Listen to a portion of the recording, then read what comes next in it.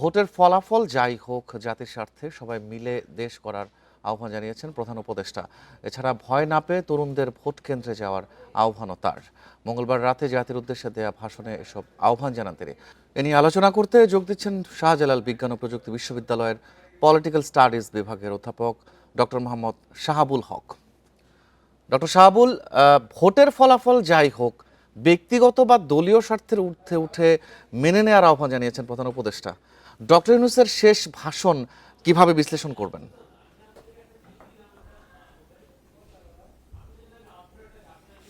ধন্যবাদ।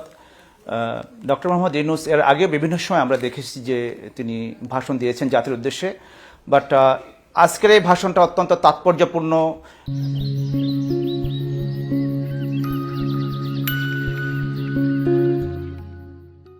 এবং বিভিন্নভাবে এটা গুরুত্বপূর্ণ, কারণ এটাই সম্ভবত তার শেষ জাতির উদ্দেশ্যে ভাষণ। এবং আজকে পেরোলে আগামী 48 ঘন্টার ভিতরেই নির্বাচন অনুষ্ঠিত হতে যাচ্ছে, আগামী পরশুদিন ত্রয়োদশ জাতীয় সংসদ নির্বাচন। এবং তার ঠিক আগ মুহূর্তে তার এই বক্তব্যটি জাতির জন্য অনেক কিছু তিনি অ্যাড্রেস করেছেন। এবং আপনি যে কথাটা বললেন, যে তিনি যেটা বলেছেন সেটা হচ্ছে ভোটের ফলাফল যাই হোক না কেন সেটা মেনে নেওয়ার অনুরোধ জানিয়েছেন। এবং বিজয় যেমন পার্ট এবং যারা পরাজিত সেটাও গণতন্ত্রের পার্ট, এই যে এই কথাগুলো বলছেন, এটা আমি মনে করেছি যে অতীতে আমরা দেখেছি বিভিন্ন সময় যে এক দল জিতলে আরেক দল বলেছে যে ভোট কারচুপি হয়েছে, সূক্ষ্ম কারচুপি হয়েছে, ডিজিটাল কারচুপি হয়েছে, নানাবিধ বিষয়। সেই দৃষ্টিকোণ থেকে তিনি এই বিষয়গুলো বলেছেন। এবং বিশেষ করে যে বড় যে রাজনৈতিক জোটগুলো, যারা এখানে একটি দল অবশ্যই সরকার গঠন করবে, আরেকটি দল অবশ্যই বিরোধী দল যাবে, এই যে জোটগত যে বিষয়গুলো বা পলিটিক্যাল পার্টির উদ্দেশ্য করে উনি এই কথাগুলো বলেছেন। এবং আমি মনে করি যে একজন অভিভাবক হিসাবে, রাষ্ট্রের একজন অভিভাবক হিসাবে তিনি সকল রাজনৈতিক দলের কাছে তার একটা অনুরোধ এবং তার একটা মেসেজ উনি প্রদান করেছেন যে আপনারা কেউই কোনো ধরনের এটা যে কারচুপি হয়েছে সে সর্বোচ্চ চেষ্টা করছেন, তার কিন্তু ভাষণের অন্যান্য বিষয়গুলোতে চলে আসছেন যে তিনি যে সর্বোচ্চ চেষ্টা করছেন, তার সরকার এবং সাথে সেনাবাহিনী বা অন্যান্য যারা আছে সকলেই অত্যন্ত আন্তরিক, সে বিষয়গুলো তিনি স্পষ্ট করেছেন। এবং একই সাথে তিনি দেশবাসীর কাছে একটি মেসেজ দিতে যাচ্ছেন এবং তার যে দৃঢ়তা, যে একটি সুষ্ঠু, নিরপেক্ষ এবং অংশগ্রহণমূলক নির্বাচন হতে যাচ্ছে, সেটাও তিনি দেশবাসীর কাছে জানাতে চাচ্ছেন। জি ডক্টর শাহাবুল, তিনি আরও একটি বিষয় বলেছেন যে তরুণ ও নারীদের নির্ভয়ে কেন্দ্রে যেতে বলছেন তিনি। ভয়ের কথা কেন আসছে? সব পক্ষ থেকেই নিশ্চিত করা হচ্ছে কোনো ভয় নেই, বিষয়টি কেন?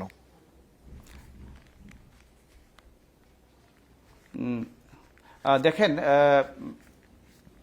গত কিছুদিন যাবত আমরা দেখেছি যে যারা ইতিপূর্বে ক্ষমতা ত্যাগ করে দিয়ে পালিয়ে চলে গেছেন, সেখান থেকে বেশ কিছু মেসেজ আসছে বিভিন্ন সোশ্যাল মিডিয়াতে বা অন্যভাবে, যে ভোট কেন্দ্রে যাওয়া যাবে না বা ভোট কেন্দ্রে যেতে নিষেধ করছেন, না ভোটের পক্ষে ভোট দেওয়ার কথা বলছেন। এই ধরনের বিভিন্ন কথাবার্তাগুলো আমরা কিন্তু বিভিন্নভাবে শুনেছি। এবং মানুষের মাঝে তো একটা উদ্বিগ্নতা আছে নির্বাচন নিয়ে। নির্বাচন অতীতে ছিল যে কিভাবে নির্বাচন হয়, নির্বাচন আদৌ হয় কিনা, নিরপেক্ষ নির্বাচন হয় কিনা। যেহেতু এখন জাস্ট রাত পড়লেই একদিন পরে নির্বাচন, তার ফলে আমরা মোটামুটিভাবে ক্লিয়ার, দেশবাসী ক্লিয়ার যে নির্বাচনটা হতে যাচ্ছে। এবং এখানে যে ভয়ের কোনো কারণ নেই, সে আশ্বাসটা তিনি সবারকে দিতে যাচ্ছেন। ইয়াং যারা আছে, প্রায় 4 কোটি ভোট, আপনি জানেন যে তরুণ ভোটার যারা এই প্রথম ভোট দিচ্ছে। এবং একই সাথে যে নারীরা, বিভিন্ন জায়গায় আমরা দেখেছি যে নারীর হেনস্থার ঘটনা ঘটেছে বিভিন্ন জায়গায়, শারীরিকভাবে, মানসিকভাবে। তা সেখানে তিনি আশ্বস্ত করছেন যে না, এখানে সরকার সহ সকলেই আমরা একটা নিরপেক্ষ নির্বাচন যাতে হয় সেটার পক্ষে কাজ করছি। তা আপনারা অবলীলায় ভোট কেন্দ্রে আসেন, নির্ভয়ে ভোট কেন্দ্রে আসেন, যাতে সকলে ভোট দিতে পারে। এই বিষয়টা বলে উনি সবাইকে আশ্বস্ত করার চেষ্টা করেছেন। এবং আমি মনে করি যে এবারে যে ভোট হবে এবং সে ভোটে অনেক বেশি মাত্রায় তরুণ ভোটার এবং নারী ভোটার যারা আছে, অন্যান্য সকলেই আমি মনে করছি যে একটা পার্টিসিপেটেড ভোট হওয়ার যথেষ্ট সম্ভাবনা আছে।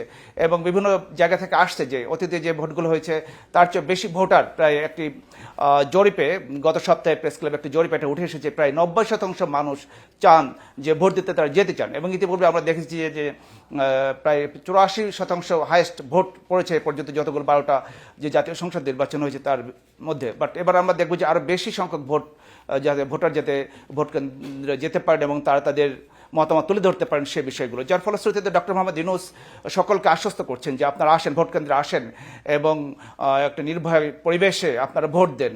এবং একই সাথে যদি দেখেন, যেহেতু এটা একটা বিশেষ পরিস্থিতিতে এই ভোটটা হচ্ছে, এটা স্বাভাবিক কোনো বিষয় না।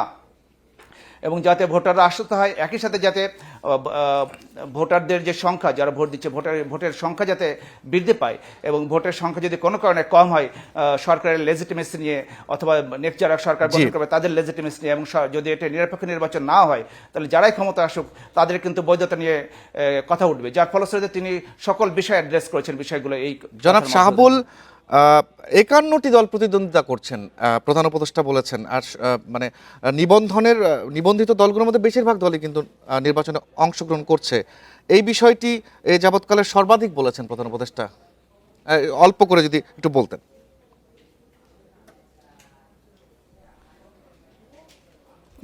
অবশ্যই আমরা যেটা দেখবো সেটা হচ্ছে যে বিগত সময়গুলোর তো নির্বাচন, গত 17 বছর নির্বাচন তো সেভাবে আসলে কোনো নির্বাচন হয়নি, একপাক্ষিক বা দিনের ভোট রাতে হয়ে গেছে, তো অনেক অনেক বিষয় ছিল, এবং সেগুলোকে কোনোভাবেই জাস্টিফাইড করার সুযোগ নেই যে একটা সুষ্ঠু নিরপেক্ষ নির্বাচন হয়েছে।